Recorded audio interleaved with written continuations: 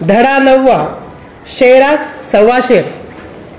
नाना काका घुंगरकाठी आपटत शेताच्या बांधावरून फिरत होते. वाऱ्यावरून डोलणारी समोरची शेती पाहून ते आनंदाने डोलत होते. निभर सोन्यासारखे पिवळे भाताचे पीक, नंतर कापणी, झोडणी, मळणी आणि मग कणगीत पडेल वर्षभराची बेगमी, असा विचार त्यांच्या मनात येत होता. निसर्गाने करुणा केली, भाते पिकुनी पिवळी झाली, असे गाणे गुणगुणत नाना काका माळावरच्या शेतापाशी थांबले. दाणे भरलेल्या लोंब्या आडव्या पडल्या होत्या. शेताची नासाडी चालू होती. शेतावर उंदीर मामा कोपले होते. नाना काकांनी एक प्रयोग करण्याचे ठरवले. त्यांनी शेताजवळच्या माळावर एक मोठा गोल खड्डा खणला. त्या खड्ड्यात पत्र्याचे एक मोठे पिंप ठेवले. ते अर्धे अधिक पाण्याने भरले. त्याच्या मोकळ्या तोंडावर एक तर्फेसारखी हलकी लांब फळी बसवली. पिंपावरच्या फळीच्या टोकाला तळलेली भजी ठेवली.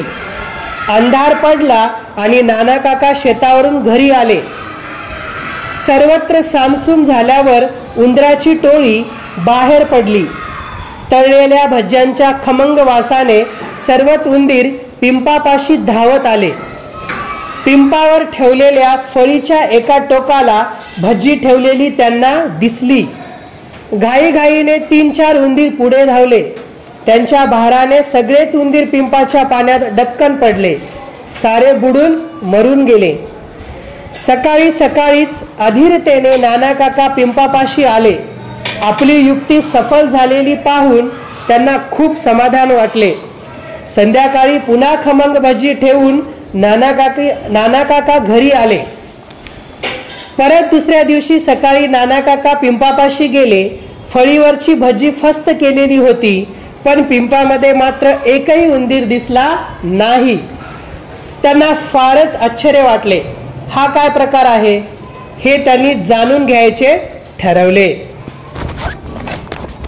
अंधार पडायच्या सुमारास नाना काकांनी खमंग वास सुटलेली भजी फळीच्या टोकापाशी ठेवली आणि जवळच झाडाच्या आडोशाला ते लपून बसले. रात्र चांदणी होती. नीरव शांतता पसरली आणि उंदरांची फौज स्वारीवर निघाली. सर्वत्र भज्यांचा वास सुटला होता. मोठ्या अधीरतेने उंदीर पिंपापाशी जमले. आपसात काहीसे कुजबुजले.